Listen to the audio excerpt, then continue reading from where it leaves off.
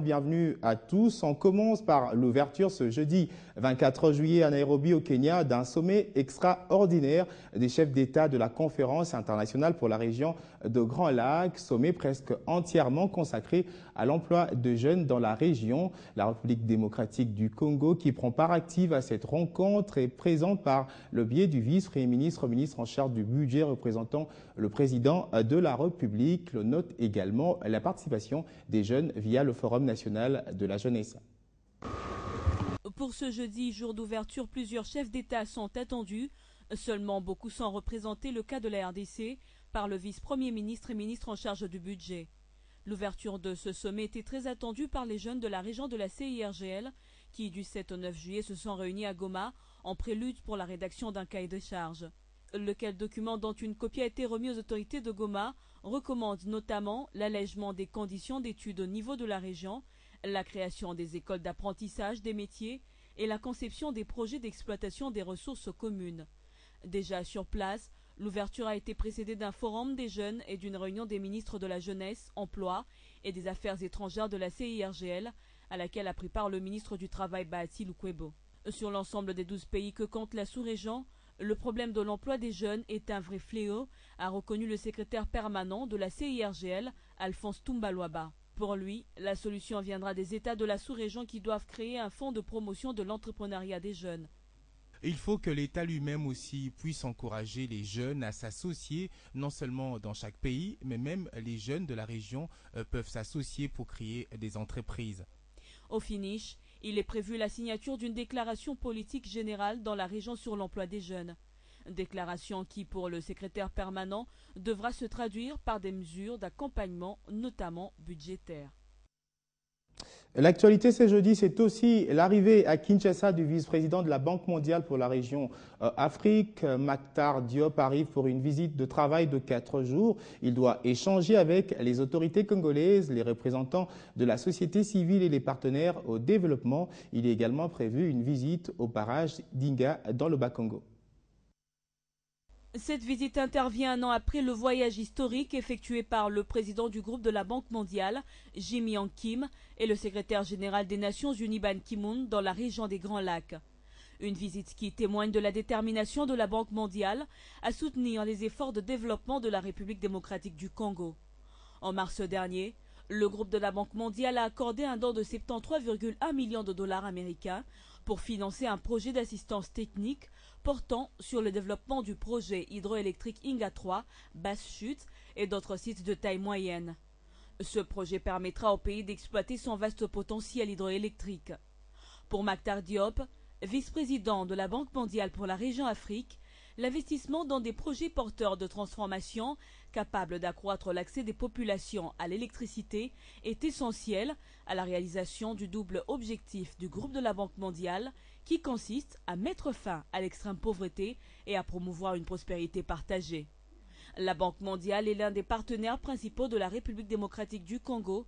Son portefeuille comprend 25 projets en cours d'exécution, représentant un engagement global de 3,5 milliards de dollars américains. Allez, on va faire une petite escale en province orientale, précisément en Ituri, où l'Union européenne vient de décaisser 6 millions d'euros pour financer la construction des infrastructures sanitaires dans cette zone de santé. Objectif, réduire le taux de mortalité infantile dans cette contrée. Nous assurerons la gratuité de soins aux femmes enceintes. Nous allons promouvoir la prévention de la transmission de la mère et de l'enfant. En plus, nous allons subventionner les médicaments à toute la population qui fréquente ces hôpitaux et les centres de santé. Voilà que les gestionnaires du projet de réduction du taux de mortalité infantile et maternelle au ministère congolais de la Santé se frottent déjà les mains à l'idée de ce que les 6 millions d'euros de l'Union européenne vont devoir produire dans le district de l'Ituri. Le docteur Simbi Adi affirme par ailleurs que cet argent va servir à construire 2 hôpitaux et 10 centres de santé. Sur les 12 centres de santé que nous avons dans cette zone, il y a seulement 4 qui sont construits en dur. Ces projets auront vraiment un impact très positif sur la vie de la communauté à Tchomia. Voilà que les gestionnaires du projet de réduction du taux de mortalité infantile et maternelle au ministère congolais de la Santé se frottent déjà les mains à l'idée de ce que les 6 millions d'euros de l'Union européenne vont devoir produire dans le district de l'Ituri. Le docteur Simbi Hadi affirme par ailleurs que cet argent va servir à construire 2 hôpitaux et 10 centres de santé. Il devait également permettre d'équiper ces structures. Pour le médecin-chef des zones de santé de Choma, ce projet va également permettre d'accroître la capacité de l'hôpital de référence de ce territoire qui ne dispose que de 90 lits pour plus de 100 000 habitants. Ce qui devrait contribuer à réduire la mortalité causée par certaines maladies comme le choléra. Je l'ai annoncé au sommaire de ce journal, le Forum de Brazzaville pour la paix en Centrafrique a accouché péniblement d'un accord de cessez-le-feu entre les parties en conflit. Le résultat de négociations est très en deçà des objectifs annoncés. La signature de l'accord de cessez-le-feu a été obtenue grâce à une forte implication de la médiation congolaise pour obtenir l'adhésion de l'ex-rébellion Séléka aux discussions. La République démocratique du Congo qui y a pris part a été représentée au nom du chef de l'État par le ministre de l'Intérieur, Richard Mouyej. Près de 170 délégués centrafricains s'étaient réunis à Brazzaville pour un forum pour la réconciliation nationale et le dialogue politique, dont le but premier était de mettre fin à la violence pour pouvoir relancer un nouveau processus politique de sortie de crise. Mal engagé dès avant même d'avoir commencé, le forum a pris un très mauvais tour quand Dafané, chef de la division de la branche officielle de la Séléka, a posé comme préalable à toute discussion l'acceptation du principe d'une division du pays, position jugée inacceptable par la grande majorité des négociateurs.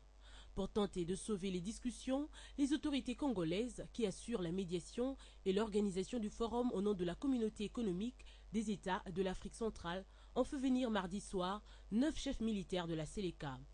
Du côté de la Séléka, on indiquait maintenir l'exigence des reconnaissances du principe d'une division du pays avant toute discussion. La délégation devait être reçue avant midi par le président congolais Denis Sassou Nguesso et compter sur sa médiation.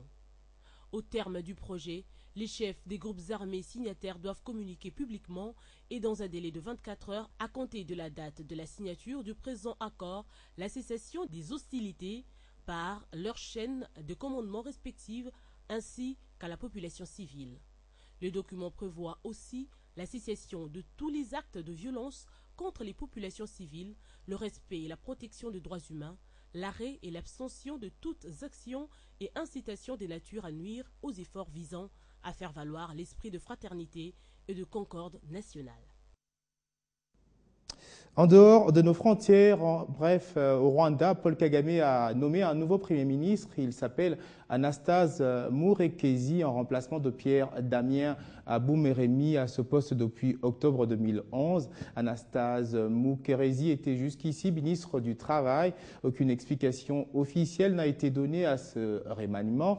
Le nouveau Premier ministre doit prêter serment ce jeudi en même temps que sera annoncé un nouveau gouvernement.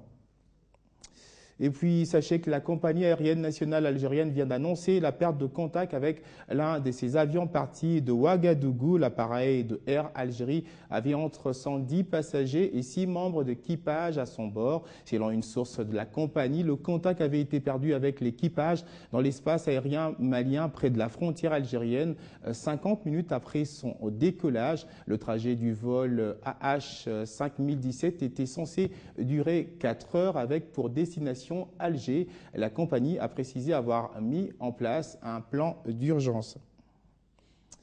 Au moins 718 Palestiniens auraient péri depuis le lancement de l'opération israélienne sur Gaza il y a 17 jours exactement, de même que 34 Israéliens. De nouvelles localités ont été prises pour cible la nuit dernière, principalement dans le sud et le nord de la bande de Gaza, a affirmé l'armée israélienne dont la marine est stationnée tout le long de la côte. Suivez. Le bilan est déjà difficile à vérifier compte tenu du chaos qui y règne. À Gaza, on compte plus de 700 morts. Au-delà de cette situation, il se pose un autre problème, celui lié à l'impossibilité d'évacuer les victimes et du manque de coordination entre les services de secours alors que des cadavres continuent d'être retirés tous les jours des décombres et des habitations détruites. Sur place, les services de secours font état de 18 Palestiniens, y compris des enfants tués ce jeudi matin dans le pilonnage de Gaza, portant au nombre de 718 le bilan de morts en 17 jours. Mercredi, le secrétaire d'État américain John Kerry a fait état de progrès réalisés dans les efforts en vue d'une trêve pour mettre fin au bain de sang à Gaza.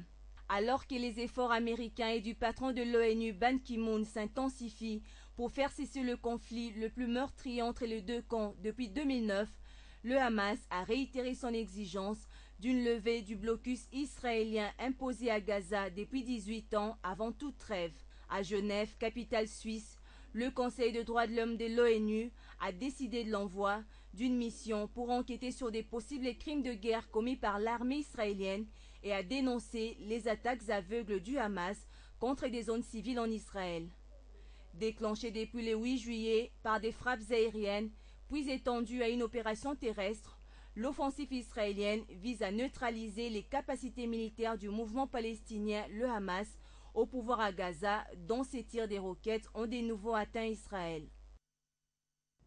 On va changer de chapitre pour parler sport, mais d'abord la Ligue des champions de la CAF à 3 jours de la 4e journée marquant le début de la manche retour de quart de finale de cette compétition.